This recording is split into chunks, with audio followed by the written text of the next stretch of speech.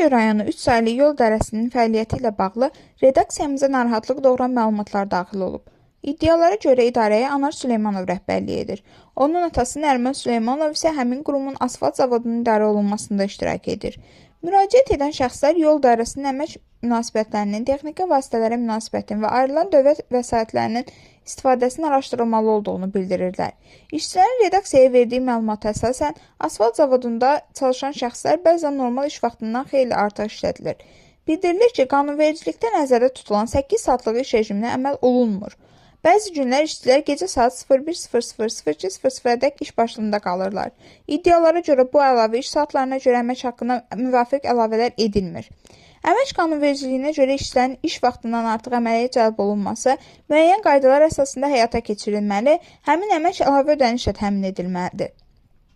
İşçilərin istirahət hüququnun, təhlükəsiz əmək şəraitinin və layiqli əmək haqqlarının qorunması hər hansı bir müəssisə rəhbərliyinin əsas məsuliyyətidir. Bu baxımdan səsləndirilən iddialar aidiyyəti dövlət qurumları tərəfindən ciddi şəkildə araşdırılmalıdır. Müraciətdə dövlətə məxsus texnikalar, lazımi qayğı göstərilmədiyi də vurğulanır. İşçilərin sözlərinə görə texnikalar vaxtında təmir olunmur, baxımsızlıq səbəbindən sonra sıradan çıxırlar. İddia edilir ki, dövlət tərəfindən texniki vasitələrin saxlanılması, təmiri və yenilənməsi üçün ayrılan vəsaitlərin hansı istiqamətdə xərcləndiyi barədə kollektivdə aydın məlumat yoxdur. Dövlət əmlakı hər hansı şəxsin şəxsi mülkü deyil. Dövlətin balansında olan texnikalara diqqətsiz yanaşma, onların sıradan çıxmasına şərait yaradılması və təmir üçün nəzərdə tutulan vəsaitlərin təyinatı üzrə xərclənilməməsi ilə bağlı şübhələr ictimai maraq doğuran məsələlərdir. Əgər bu iddialar öz təsdiqini taparsa, həmin hallarda hüquqi xidmət verilməsi zəruridir. Müraciət edənlər həmçinin rəhbər şəxslərin vəzifə səlahiyyətlərindən düzgün istifadə edilmədiyi, idarə şəffaflığının təmin olunmadığını bildirirlər.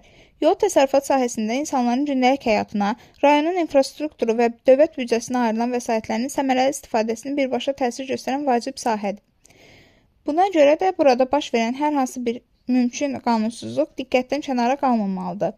Redaksiya olaraq məsələyə münasibət öyrənmək üçün asfalt zavodunun idarə olunmasında adı çəkilən Nəriman Süleymanovla əlaqə saxlamağa çalışdıq. Lakin telefon zənglərimiz cavabsız qaldı. Qarşı tərəfin mövqeyini dərc etməyə hazırıq və onların açıqlaması olduğu halda materialda yer veriləcək.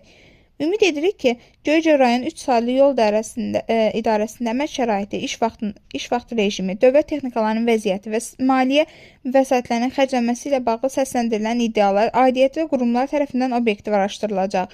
Burada məqsəd kimisə ittiham etmək deyil. Dövlət əmlakının qorunması, işçilərin hüquqlarının təmin olunmasına və qanunun aliliyinə xidmət etməkdir.